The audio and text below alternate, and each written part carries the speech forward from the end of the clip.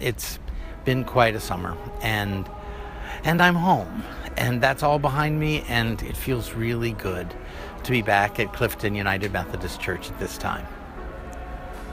Hello there. So it's really nice to be home. In fact, I never wanted to leave. It just was a season where the needs of the church and the call of the Spirit were so large that I felt like I needed to respond to that with hopes in the back of my head that I would still be able to come home. Jim and Linda Young and I were privileged on behalf of the West Ohio Conference to attend the North Central Jurisdictional Conference. Leading up to this week, I had to let my manager at work know that I was going to take a couple of days vacation. He said, well, great, where are you going? I said, Peoria. We were to elect 4 bishops this year to join the remaining 5 with 4 who were retiring. Thank you. What's the best advice anyone has ever given you that you used related to how to relate or work across boundaries? The truth shall set you free. Recognizing that in every person there is a truth, and that truth must be acknowledged, recognized, celebrated, treated with dignity. What is it going to take for us as both a people of the church and as citizens of this country to overcome the built-in theology of white supremacy that is part of our country, part of the very fabric of how we've been raised and the air we breathe? So the question is a question of me about how do I continue to curb my privilege when working across boundaries with others for justice. If anybody has that answer, see me after class. Once the balloting process began, it appeared that David Meredith might actually have a good chance of being elected. In fact, we were hopeful for the first 4 ballots. We want to raise up shepherds for your people.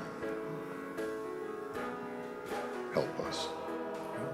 Required for election 106. There was no election. Let's prepare for the 5th Episcopal ballot. Then, in a most gracious way, David took his name out of consideration when he recognized that political efficiency was guiding the process as emerging patterns were recognized. I rise to withdraw from this election. I rise to say thank you that in this beloved church I could stand. I thank you.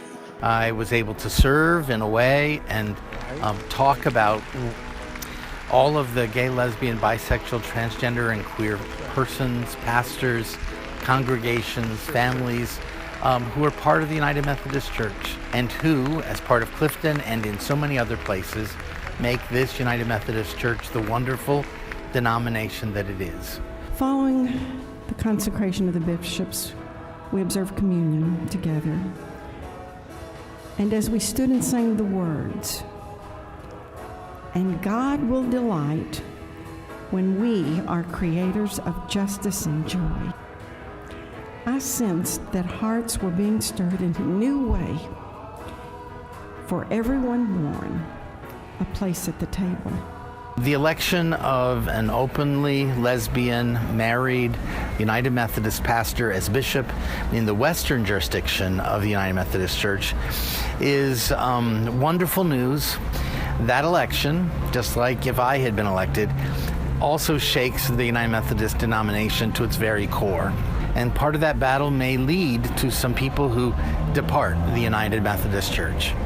I invite your prayers. It doesn't need to be that way. The time wasn't this year, but the North Central jurisdiction really affirmed that they're ready for those candidates with gifts and graces who happen to be gay or lesbian, bisexual or transgender to stand for election. Now, there's real hope in that for the United Methodist Church.